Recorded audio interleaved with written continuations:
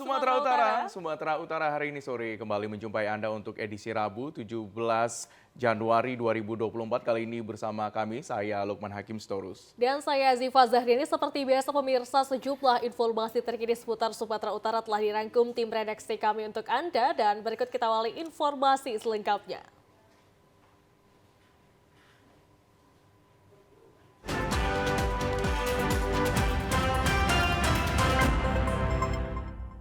Informasi pertama, saudara, satu unit rumah hanyut dan puluhan rumah direndam banjir dengan ketinggian air mencapai 2 meter di Labuhan Batu Selatan. Inilah detik-detik banjir bandang yang melanda Bakaran Batu, Dusun Simpang 4, Cikampak, Desa Aek Batu, menggenangi seluruh pemukiman warga sehingga evakuasi warga terpaksa menggunakan eskavator. Banjir yang terjadi pukul 4 pagi kemarin menyebabkan beberapa warga terjebak saat berada di dalam rumah. Bahkan seorang balita sempat terendam banjir yang kemudian langsung dievakuasi warga ke tempat yang lebih tinggi. Banjir bandang terjadi akibat tingginya curah hujan sehingga sungai yang berada di dusun tersebut tidak mampu menampung debit air yang begitu tinggi. Seorang warga, Ida, menyampaikan ia dan suaminya berhasil keluar rumah namun tidak sempat menyelamatkan barang-barang miliknya. Jam tengah 5, Pak. Jam tengah 5 ya? Ibu, apa aja yang Bu? Yang kena banjir? Semua lah, Pak.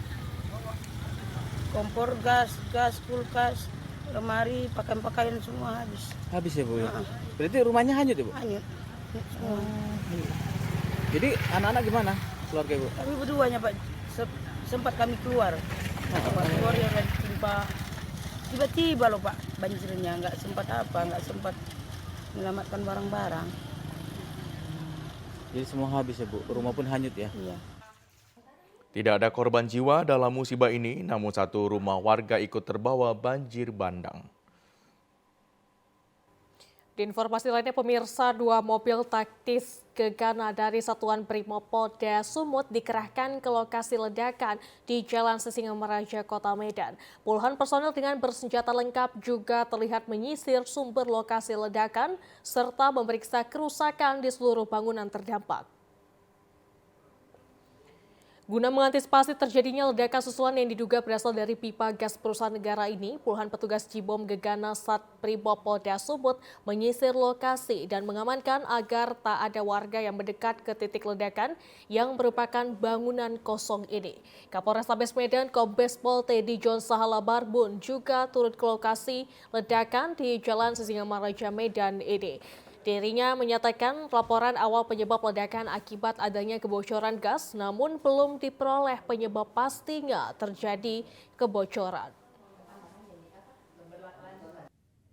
Begini, saya hanya melakukan pengecekan bersama tim gegana. Ya, untuk masalah hasilnya nanti kita nunggu dari tim lapor. Ya, tim lapor yang bisa nanti menjelaskan seperti apa penyebab terjadinya kebocoran pipa gas. Terkait ledakan, polisi mengatakan tengah berkoordinasi dengan PGN untuk mengetahui penyebab kebocoran gas serta terjadinya ledakan. Akibat dari ledakan ini, bangunan yang rusak merupakan hotel, rumah makan, showroom mobil, rumah, serta sejumlah mobil.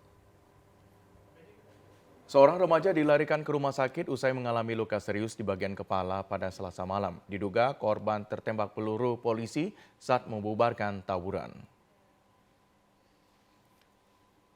Rio, 17 tahun, warga Lorong Pahlawan, Kelurahan Belawan 1, Medan Belawan, kritis karena mengalami luka serius di bagian kepala. Korban diduga tertembak saat petugas kepolisian dari Polres Pelabuhan Belawan membubarkan tawuran yang terjadi antar remaja Lorong Melati yang saling serang menggunakan senjata tajam dan lemparan batu. Warga mendengar 2 kali suara tembakan. Setelah tembakan, kedua korban ditemukan terkapar dan langsung dilarikan warga ke rumah sakit. Kakak korban Nur mengatakan peristiwa tertembaknya korban terjadi sangat cepat. Saat mendapatkan informasi bahwa adiknya tertembak, ia langsung datang ke rumah sakit PHC Medan untuk melihat kondisi korban. Kini korban yang kritis dirujuk ke Rumah Sakit Adam Malik Medan untuk dilakukan operasi pengangkatan peluru yang bersarang di kepalanya. Sementara itu, petugas kepolisian dari Polres Pelabuhan Belawan dan Polsek Medan Belawan melakukan penjagaan di lokasi kejadian. Pemirsa, aksi puluhan geng motor bersenjata tajam dengan membawa petasan saling serang kemarin di Jalan Bakaran Batu, Kecamatan Lubuk Pakam, Kabupaten Deli Serdang terekam CCTV. Terlihat jelas dalam rekaman CCTV di salah satu kafe di Jalan Bakaran Batu, Kecamatan Lubuk Pakam, aksi puluhan geng motor saling serang menggunakan senjata tajam dan petasan. Salah satu kafe di lokasi kejadian juga turut menjadi sasaran lempar geng motor tersebut. Pada saat terjadinya aksi, warga tidak ada yang berani keluar rumah karena takut menjadi sasaran geng motor yang saling serang. Salah seorang warga pemilik kafe, Desi Novitasari, mengharapkan kepada pemerintah desa maupun pihak kepolisian untuk meningkatkan patrolinya terkhusus waktu tengah malam menjelang dini hari yang sering geng motor itu melintas. Itu kejadiannya malam minggu sekitar jam setengah 4 ya Bang. Itu saya juga mendapatkan cerita dari anggota saya. Jadi saya lihat CCTV dan di situ saya melihat memang segerombolan dari anak-anak remaja itu tawuran. Ada yang membawa senjata tajam, melempar-lempar batu, dan lambatnya itu pun dilempar ke KP saya. Makanya saya lihat cek CCTV memang kejadian. Ada berapa orang sih Kak? Kalau berapa orangnya itu mungkin ada puluhan Bang, karena kan nggak terhitung lagi di situ. Karena di situ saya lihat pun juga ada kayak bentrokan, di sana ada sekitar puluhan orang, terus di sini saling menyerang gitu Bang orang itu. Harapannya ya untuk aparat kepolisian lebih ditingkatkan lagi rutin rajianya. Jangan di malam aja, kalau bisa dini hari juga razia terus saja kan. Aksi tawuran yang dilakukan anak-anak geng motor ini telah membuat masyarakat resah dan takut menjadi sasaran geng motor tersebut. Diharapkan jangan ada lagi kejadian tawuran antar geng motor seperti ini dan warga tidak takut akan keluar rumah. Ratusan karyawan dari PT Sri Rahayu Agung yang saat ini beroperasi di Kecamatan Kotari bersama dengan Federasi Serikat Pekerja Metal Indonesia berunjuk rasa ke kantor DPRD Serdang Bedagai. Dalam tuntutannya, ratusan karyawan meminta PT SRA memberikan gaji mereka yang 2 bulan sudah tertunggak. Dengan membentangkan poster yang bertuliskan meminta PT SRA melakukan pembayaran gaji karyawan selama 2 bulan penuh, ditambah lagi hak-hak normatif daripada karyawan yang belum terpenuhi. Muhammad Lui Nasution selaku koordinator aksi mengatakan saat ini PT SRA yang terletak di Kecamatan Kotari, Kabupaten Sergai telah melakukan penindasan kepada karyawannya sendiri, di mana lebih dari 200 pekerja gaji pokoknya yang seharusnya rutin dibayar, hingga saat ini pihak perusahaan tidak membayarkannya. Dengan alasan pihak perusahaan tidak mampu membayar. Hal ini jelas suatu presiden buruk bagi para buruh dari Indonesia, di mana perusahaan dengan gampang mengatakan tidak mampu membayar gaji karyawannya. Yang pertama kali yang akan dituntut upah mereka 2 bulan tidak dibayarkan oleh PT SRA. Enggak dibayar, Pak. Lebih kurang semua pekerja di SRA ada kira-kira 200 lebih. Sudah berupaya ya beraksi unjuk rasa, bikin surat ke kantor DPRD, ke kantor Bupati, ke Polres untuk menyampaikan hal itu ke UPT 2. Telah kami sampaikan, tapi toh juga belum ada perusahaan ingin membayar kepada buruh PT SRA ini. Setelah berorasi, perwakilan dari karyawan SRA diterima langsung dari anggota DPRD Komisi B untuk mencari jalan keluar dari tuntutan buruh tersebut. Pemirsa, sejumlah informasi menarik lainnya masih akan hadir usai jeda pariwara berikut ini. Tetaplah bersama kami.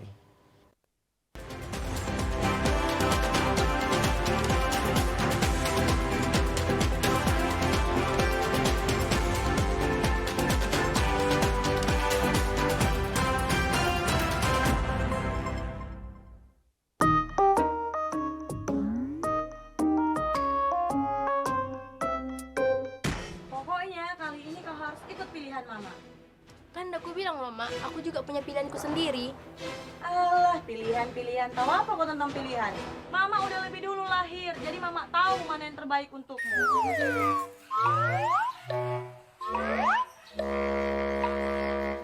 Gak ada itu, Mak. Intinya aku udah punya hak untuk memilih. Pokoknya Mama nggak mau tahu. Kau harus ikut pilihan Mama. Udahlah, Mak. Mama jangan paksa anak kita untuk mengikuti pilihan Mama. Dia sudah dewasa, Mak. Dia tahu mana yang terbaik untuk masa depannya, Mak. Kan itu lebih bagus daripada tidak memilih. Toh, siapapun terpilih nanti, mereka putra terbaik bangsa Indonesia. Ah, Bapak ini pun sama aja, bela-bela Mirna aja terus. Intinya, Mak, aku udah bulat sama pilihanku sendiri.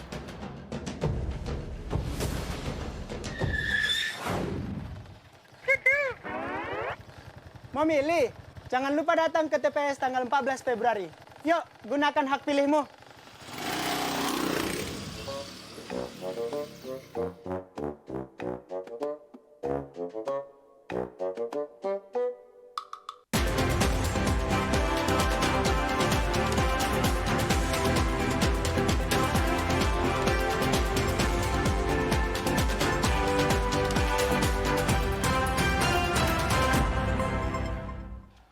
Selamat sore dan selamat bergabung bagi Anda yang baru saja menyaksikan Sumatera Utara hari ini sore.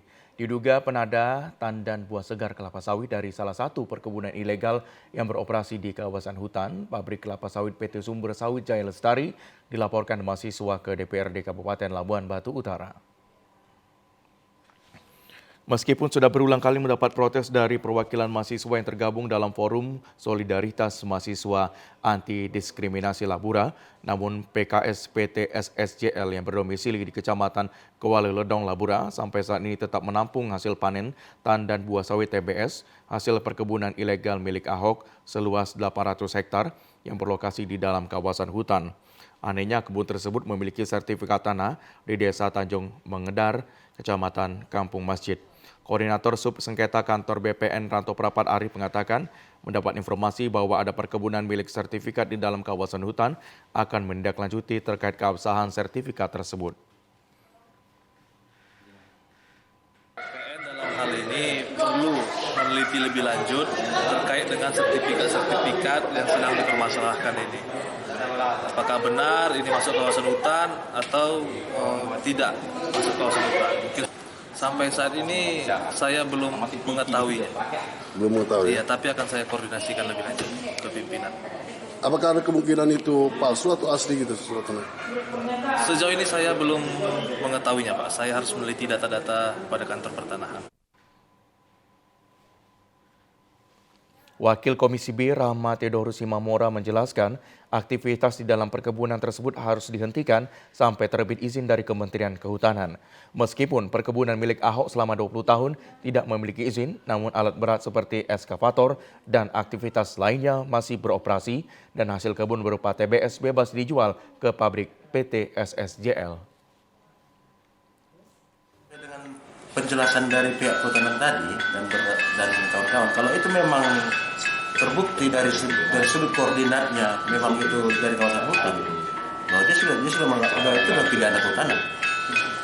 Artinya terungkap juga di situ bahwa saudara Ahok tidak memiliki IU, artinya izin dari Dinas Pertanian, dan itu juga ada sanksinya di situ. Salah seorang staf PT Sumber Sawit Jaya Lestari mengatakan bila aktivitas kebun ilegal dihentikan secara hukum, maka pihak PKS segera menyetop penerimaan TBS dari kebun milik Ahok. Pemirsa, sepeda motor seorang pegawai di Kelurahan Paya Pasir, Kecamatan Medan Marelan, Kota Medan dicuri 2 orang maling saat di parkiran di halaman belakang kantor Camat Medan Marelan. Aksi pencurian tersebut terekam kamera pengawas dan viral di media sosial. Dalam rekaman CCTV kantor Camat Medan Marelan Kota Medan, terlihat 2 orang pelaku pencurian hanya membutuhkan waktu 20 detik berhasil membawa kabur sepeda motor milik seorang pegawai kelurahan yang baru saja mengantar lurahnya untuk rapat di kantor Camat tersebut. Rusdan, pemilik sepeda motor, mengatakan bahwa sepeda motor yang dicuri 2 pelaku tersebut 3 bulan lagi akan lunas pembayarannya. Jam 4.20 atau jam 4.25 selesai Pak Lurah rapat. Pak Lurah terus jumpain saya, ngajak balik ke kantornya. Pulanglah, kita bilang banyak. Jadi pada saat itu berangkat, tahu kereta udah nggak ada. Yang ada cuma helm aja. Jadi memang kereta itu digunakan untuk kerja sehari-hari? Iya, untuk kerja, untuk jemput anak, ya kan. Kalau pagi antar anak, bukan jemput antar. Jadi begitu kita antar anak, baru kita langsung ke kemari. Aksi pencurian sepeda motor tersebut telah dilaporkan korban ke Polsek Medan Labuhan. Korban berharap polisi segera menangkap kedua pelaku dan sepeda motor dapat kembali karena motor tersebut digunakan untuk bekerja sehari-hari dan mengantar anak sekolah. Tim Jatangras Satuan Reserse Kriminal Polrestabes Medan dan Unit Reskrim Polsek Medan Timur meringkus pelaku pencurian kendaraan bermotor di kawasan Jalan Pasar 3, Krakatau, Medan Timur. Rekaman kamera pengawas di lokasi kejadian memperlihatkan saat pelaku pencurian kendaraan bermotor berjumlah 2 orang melancarkan aksinya di kawasan Jalan Pasar 3, Krakatau, Medan. Para pelaku beraksi saat subuh hari dengan memanjat pagar rumah korban. Setelah berhasil masuk ke pekarangan rumah, para pelaku kemudian memotong gembok pagar menggunakan gunting besi. Setelah membobol kunci kontak 2 sepeda motor yang terparkir, kedua pelaku lalu membawa kabur. Beberapa hari kemudian, petugas unit Reskrim Polsek Medan Timur meringkus seorang tersangka berinisial IH yang ternyata juga merupakan kerabat korban. Kapolrestabes Medan Kombes Pol Teddy John Sahala Marbun mengatakan tersangka merupakan residivis kasus narkoba dan uang hasil menjual motor curian digunakan untuk membeli narkoba.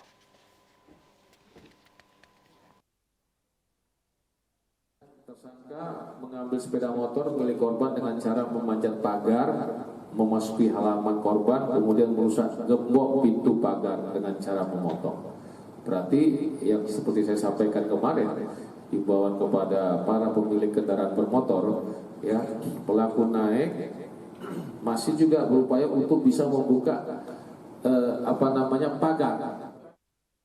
Hingga kini petugas kepolisian masih mengejar 2 kawanan tersangka lainnya yakni WD, PTR, serta J yang berperan sebagai penadah 2 motor curian dijual tersangka seharga 28 juta rupiah.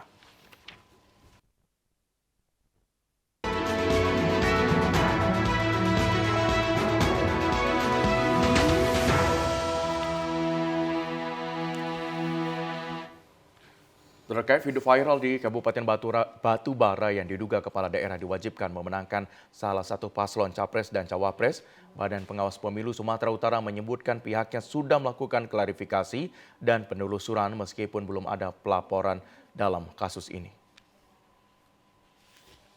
Terkait dugaan mobilisasi kepala desa untuk memenangkan calon presiden nomor urut 2 Prabowo Gibran, Ketua Bawaslu Sumatera Utara Aswin Lubis mengatakan pihaknya sedang melakukan penelusuran dan klarifikasi. Sebelumnya video viral beredar di media sosial yang mengarahkan kepala desa untuk memenangkan capres nomor urut 2. Dalam video tersebut terdengar percakapan seseorang yang mengarahkan agar paslon capres dan cawapres nomor urut 2 harus dimenangkan. Saat ini Bawaslu Kabupaten Batubara sudah memanggil pihak-pihak yang namanya disebutkan dalam video tersebut untuk dimintai keterangan dan klarifikasi, serta pencocokan suara dengan video yang viral. Meskipun belum ada pelapor terhadap kasus ini, pihak yang melakukan respon cepat. Lakukan penelusuran awal, pencocokan suara-suara yang disebar di media sosial tersebut. Nah, itu akan dilakukan klarifikasi dari pihak-pihak yang disebutkan di dalam rekaman. Nah, hasil daripada penelusuran yang dilakukan oleh Bawaslu Batubara itu nanti akan disampaikan laporan hasil pengawasannya, penelusurannya kepada Bawaslu Provinsi Sumatera Utara. Sementara itu, Forkopimda Batubara sudah membantah dan mengatakan jika di dalam video tersebut bukanlah suara mereka, bahkan Forkopimda Batubara berencana akan melaporkan kasus ini. Sebuah video viral terkait dengan penanganan bahwa pemenangan pasangan capres mencantumkan foto Forkopimda Batubara, dan ini untuk mengetahui seperti apa penanganan video viral tersebut, kini telah terhubung bersama dengan kita Komisioner Bawaslu Sumatera Utara, Bapak Saud Boang Madalu. Selamat sore Bapak. Selamat sore Kak Ziva. Baik, selamat sore juga kepada Pak Zakaria Siregar, ya, seorang pengamat politik yang sudah juga bergabung dengan kita di sini. Halo, selamat sore Bapak. Assalamualaikum, selamat sore semuanya. Baik, Pak, ini sangat menarik sekali ya Bang Lukman terkait dengan video viral yang memang saat ini tengah hangat diperbincangkan. Dan seperti apa nih, mungkin saya ke Pak Saud terlebih dahulu nih Pak, seperti apa nih penanganan terhadap video viral tersebut Pak? Terima kasih Kak Ziva. Jadi yang pertama yang perlu kami sampaikan itu bahwa ini prosesnya kan sudah beberapa hari sebenarnya. Ini informasi awal masuk itu di hari Sabtu. Lalu kemudian di hari Minggu, Bawaslu Batubara melakukan penanganan dengan cara menerima Pak Kajari. Ada dua hal yang dapat kita ambil catatannya di hari kedua, yaitu Pak Kajari hendak melaporkan. Kemudian beliau juga menyampaikan klarifikasinya terkait video viral tersebut. Kemudian di hari Senin, teman-teman Bawaslu melanjutkan tindak lanjut dengan mendatangi langsung. Ada 4 pihak yang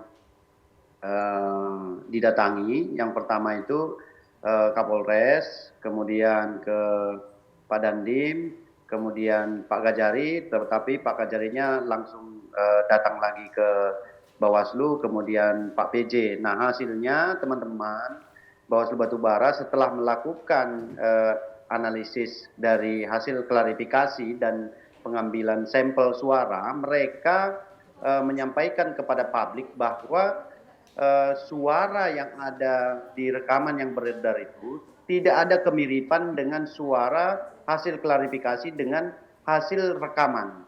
Jadi itu poin utama yang disampaikan teman-teman Bawaslu, sehingga Bawaslu Batubara pada waktu itu langsung menyampaikan ke publik, kepada teman-teman pers, bahwa tidak ada kemiripan, sehingga Bawaslu-nya tidak ngejar kepada Forkopimda terkait dengan suara yang beredar. Tapi selanjutnya teman-teman Bawaslu Batubara itu melanjutkan penelusuran terkait dengan substansi dari isi video audio yang beredar itu, gitu Kak Zaskia. Baik, Pak Zakaria, ini tanggapannya seperti apa? Dengan beredarnya video viral ini tentunya akan berpotensi dan menjadi ancaman juga pemilu tidak kondusif, demikian. Ya, menurut saya video-video seperti ini mungkin ini mungkin ini masih awal. Saya yakin bahwa hal-hal seperti ini mendekati hari ini akan makin masif juga ya. Nggak tahu kita video siapa, suara siapa. Tapi sebenarnya yang menjadi saya mengapresiasi ya bahwasannya Bawaslu bergerak cepat ya, paling tidak untuk memberikan keterangan lah kepada publik ya apa yang dilakukan Bawaslu terhadap kasus itu. Tapi saya mungkin menjadi pertanyaan juga, kira-kira maaf juga ini, apakah kapasitas Bawaslu bisa sampai melakukan penelusuran secara otentik mengenai persoalan kemiripan suara, termasuk mungkin nanti kan ada, saya nggak yakin juga sebenarnya apakah Bawaslu punya kompetensi sampai ke tahap itu gitu. Kalau bicara soal substansinya, oke, Bawaslu punya kapasitas.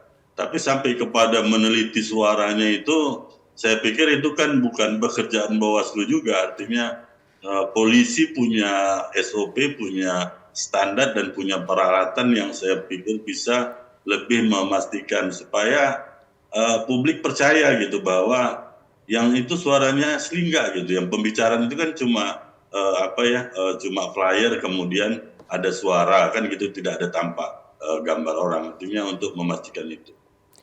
Sebenarnya saya juga ingin menyampaikan pada kesempatan ini bahwa sejak awal saya berpikir memang ini yang akan menjadi persoalan nanti. Informasi-informasi ini akan menjadi semakin masif nanti ketika mendekati hari H gitu.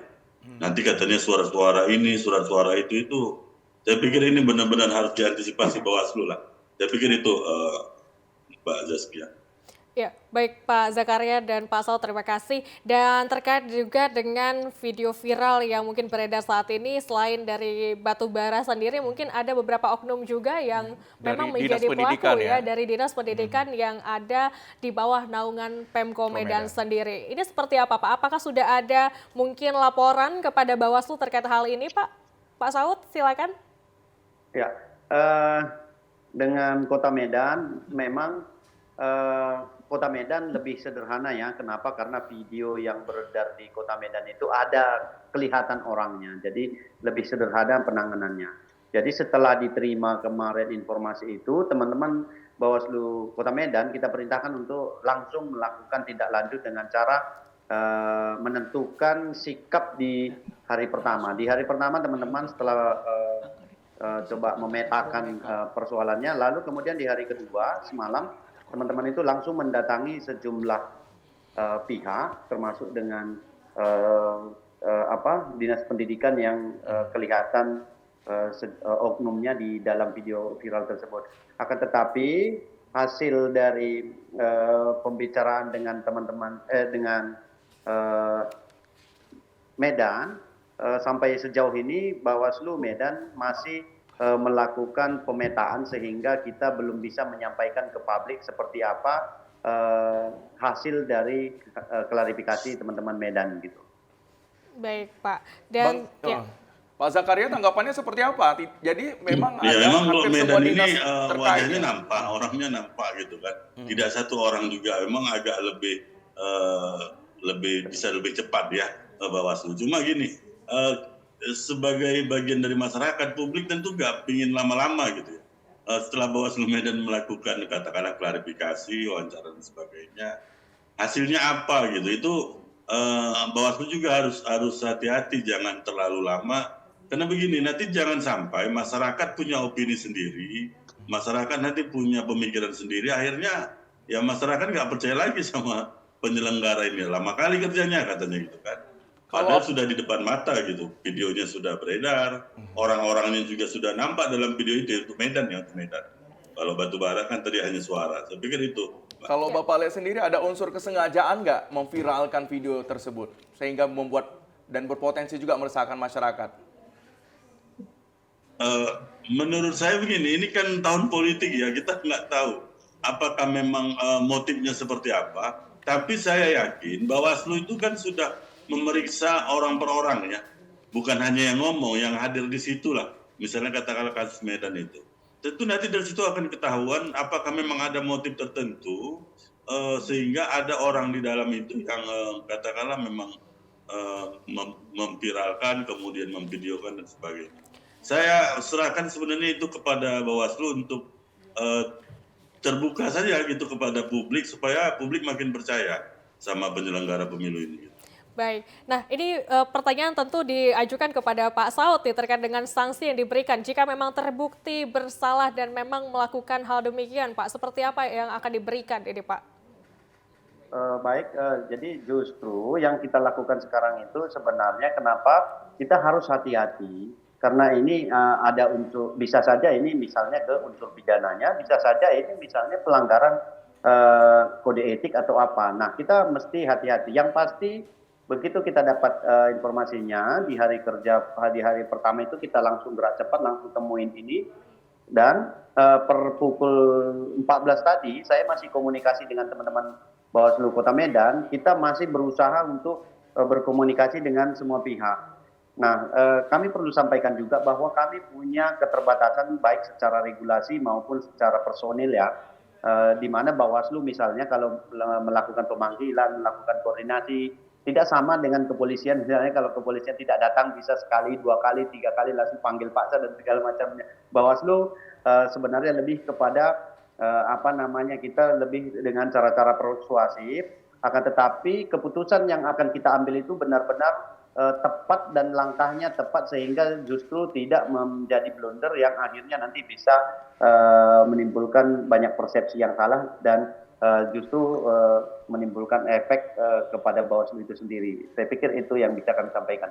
Ya, baik Pak, mungkin terakhir ini Pak terkait dengan himbauan kepada masyarakat agar mungkin lebih bisa kondusif lagi dan tentunya para ASN ataupun barangkali pejabat-pejabat tinggi yang memang dituntut untuk netralitasnya ya Bang Lukman ya. Ini bagaimana nih Pak? Mungkin himbauan mungkin dari Pak Saud terlebih dahulu, silakan nih Pak.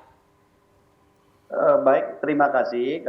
Kami dari Bawaslu Sumatera Utara sejak awal sudah melakukan beberapa hal, mulai dari pemetaan, kemudian sosialisasi, koordinasi, dan kemudian melakukan sejumlah penegakan hukum dengan menyelesaikan beberapa persoalan-persoalan yang masuk ke kami dan temuan ke kami.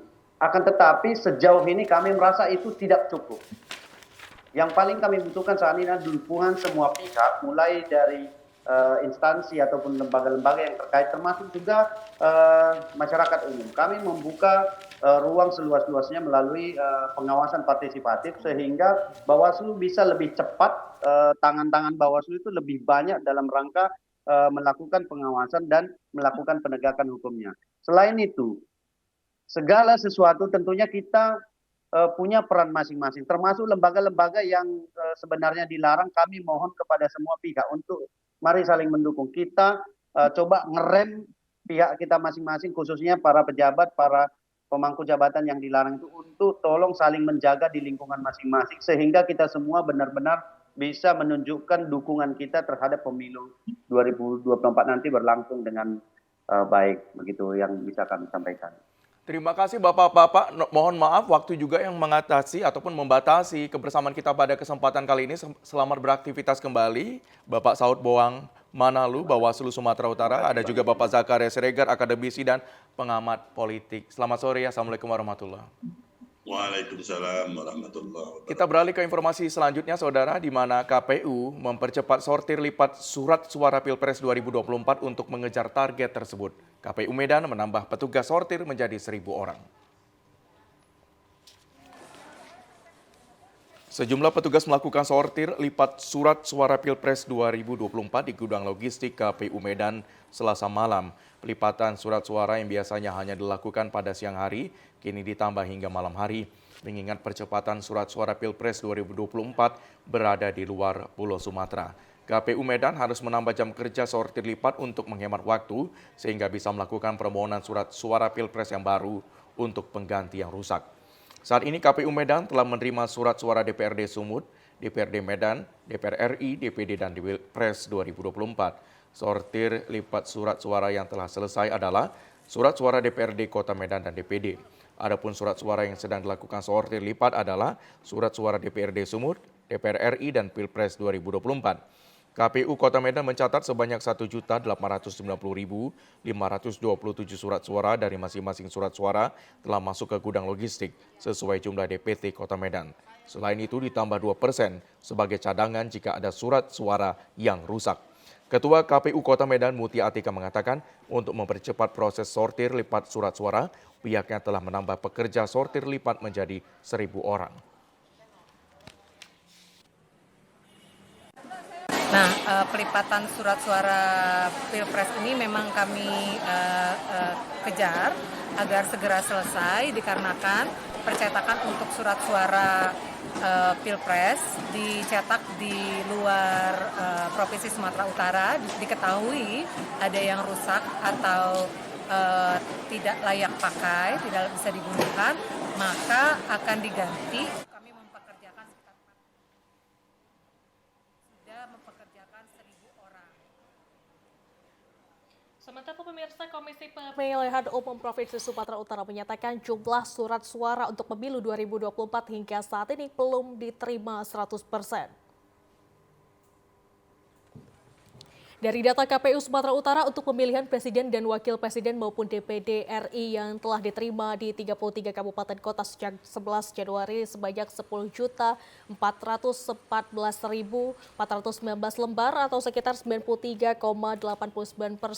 dari total 11.092.623. Belum terpenuhinya jumlah surat suara pemilu 2024 jenis pemilihan presiden dan wakil presiden serta DPD RI di 33 kabupaten kota disebabkan masih dalam proses pengiriman dan percetakan berasal dari Jakarta dan Palembang. Masing-masing perusahaan percetakan surat suara pemilu 2024 ditunjuk oleh KPU RI setelah melalui proses lelang. Untuk jumlah total surat suara pemilu 2024 di Sumatera Utara berjumlah 55.463.115 lembar terdiri dari DPR RI, pemilihan presiden dan wakil presiden, DPD RI, DPRD Provinsi, dan DPRD Kabupaten Kota. Sementara untuk proses sortir dan peliputan surat suara di sejumlah daerah di Kabupaten Kota ditargetkan rampung pada akhir Januari 2024 mendatang. Berdasarkan data KPU Sumut untuk jumlah daftar pemilih tetap pemilu 2024 sebanyak 10.853.940 orang dari 33 kabupaten dengan 45.875 tempat pemungutan suara yang diharapkan partisipasi masyarakat sebagai pemilih untuk dapat menentukan pilihannya pada pemilu 2024 demi kelangsungan nasib bangsa dan negara Indonesia lebih baik. KPU Toba melakukan penyortiran setelah menerima logistik kertas plano dan sampul kertas suara di Bali G, kantor KPU Toba pada hari ini. Ketua KPU Toba Sugar Sibarani mengatakan pihaknya hingga hari ini telah menerima logistik 95%, sementara salinan DPT dan formulir belum diterima. Sugar menjelaskan bahwa logistik yang diterima hari ini berupa kertas plano sebanyak 3.490 lembar untuk 698 TPS, di mana setiap TPS terdiri dari 5 lembar, kertas plano dari PWP 3 lembar, DPD 5 lembar, DPR RI, DPRD Provinsi dan DPRD Kabupaten 20 lembar per TPS. Demikian juga untuk sampul kertas suara sebanyak 6.282 lembar untuk 698 TPS. Setiap TPS terdiri dari 9 lembar yakni sampul kertas suara sah, tidak terpakai, berita acara, daftar hadir, formulir C dan C1, formulir kejadian khusus dan undangan. Sugar menyebutkan akan dilakukan penyortiran selama 2 hari untuk mengetahui jumlah logistik yang rusak dan nantinya akan dilaporkan ke KPU Provinsi untuk dilakukan pergantian. Logistik di Kabupaten Toba saat ini sudah 95% masuk ke KPU Kabupaten Toba. Paling tinggal hanya pengadaan salinan DPT dan juga formulir-formulir yang sudah kita adakan juga, sudah kita buat berita acara kebutuhannya. Kemudian untuk saat ini kebetulan kita juga baru kedatangan logistik plano, kemudian sampul-sampul yang baru saja datang. Sesuai kebutuhan kita tentu plano itu 698 set sesuai dengan jumlah TPS. Mudah-mudahan dalam 1-2 hari ini sudah selesai kita lakukan sehingga kita tahu ada kekurangan atau kerusakan. Mungkin langsung dalam bentuk laporan nanti terkait permintaan kekurangan tersebut.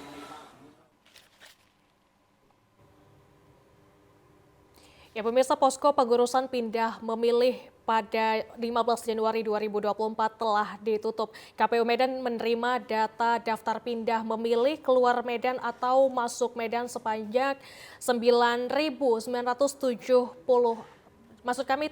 orang.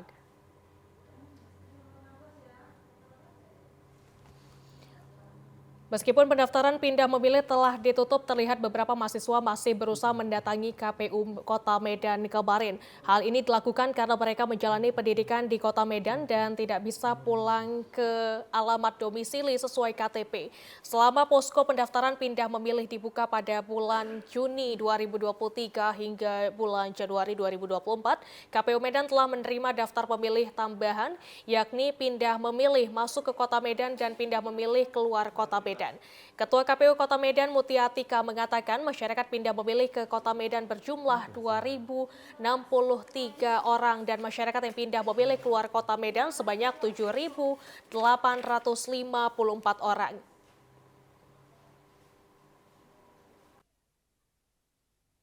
Pindah memilih itu berakhir di 15 Januari 2024, tepatnya jam 23.59. Itu batas akhir untuk pindah memilih.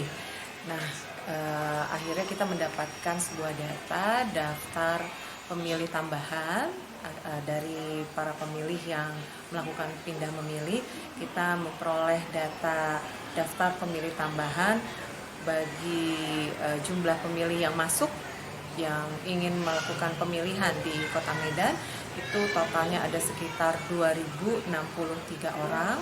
Sedangkan yang pindah memilih keluar dari Kota Medan jumlahnya ada 708 7.854 orang. Jadi total keseluruhan ada 9.917 orang. Jelang pemilihan umum 14 Februari 2024 mendatang, Komisi Pemilihan Umum KPU Batubara menerima 2.000 lebih pemilih pindah. Dan saat ini KPU Batubara masih membuka pendaftaran pindah memilih tahap 2 hingga 7 Februari 2024. KPU Batubara masih terus melakukan perekapan pemilih pindah pemilu 2024. Data sementara hingga Rabu 17 Januari 2024 ada sebanyak 2.158 pemilih yang keluar Batubara. Sementara untuk pemilih masuk sebanyak 1.438 pemilih. Ketua KPU Batubara Erwin mengatakan pendaftaran pemilih pindah tahap 1 sudah ditutup pada 15 Januari lalu. Pada tahap 1 ini ada 9 kategori pemilih yang diperbolehkan pindah memilih, yaitu bertugas di tempat lain, menjalani rawat inap atau mendampingi pasien rawat inap, tertimpa bencana dan menjadi tahanan di rutan, kemudian penyandang disabilitas yang dirawat di panti sosial atau panti rehabilitas, menjalani rehabilitasi narkoba atau bekerja di luar domisili, menjalani tugas belajar dan pindah domisili. Sementara pendaftar pemilih pindah tahap 2 hanya ada 4 kategori yang diperbolehkan, yaitu bertugas di tempat lain, menjalani rawat inap atau mendampingi pasien rawat inap, tertimpa bencana dan menjadi tahanan di rutan. Masuk di daftar pemilih tambahan potensial itu sebanyak 2.158 pemilih ya. Kemudian untuk pemilih keluar itu sebesar 1.438. Kemudian untuk daftar pemilih tambahan ini ada dua proses atau dua proses, di mana proses pertama itu di tanggal 15 Januari di tahun 2024. Bagi warga yang akan pindah memilih dapat mendaftar di panitia pemungutan suara di setiap desa, kelurahan, panitia pemilihan kecamatan dan kantor KPU setempat dengan syarat sudah terdaftar di daftar pemilih tetap serta membawa KTP elektronik dan dokumen pendukung lainnya. Pemirsa, berikut akan kita ikuti informasi perakiraan cuaca di sejumlah daerah di Sumatera Utara dari Badan Meteorologi, Klimatologi, dan Geofisika Wilayah 1 Medan berlaku pada hari Kamis 18 Januari 2024. Halo Sobat BMKG, berjumpa kembali bersama saya Marta Manurung, Perakirawan Cuaca Balai Besar MKG Wilayah 1 Medan, yang akan menyampaikan informasi perakiraan cuaca dan hotspot Provinsi Sumatera Utara untuk hari Kamis 18 Januari 2024.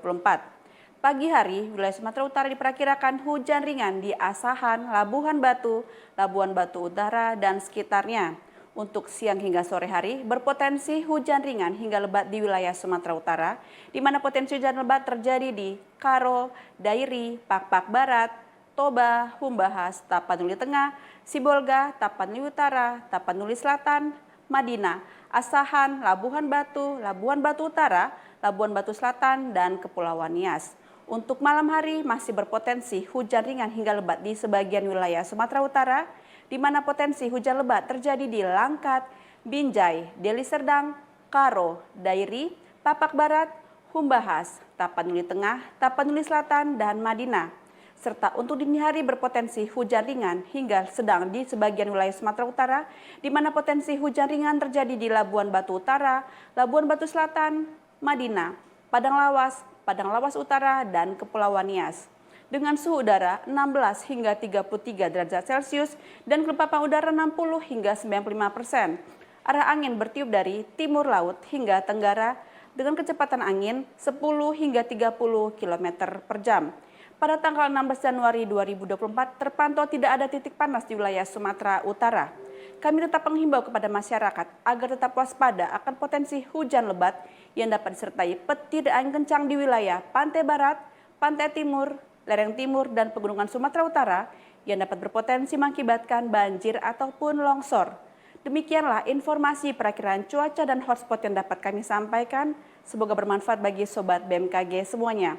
Terima kasih dan sampai jumpa.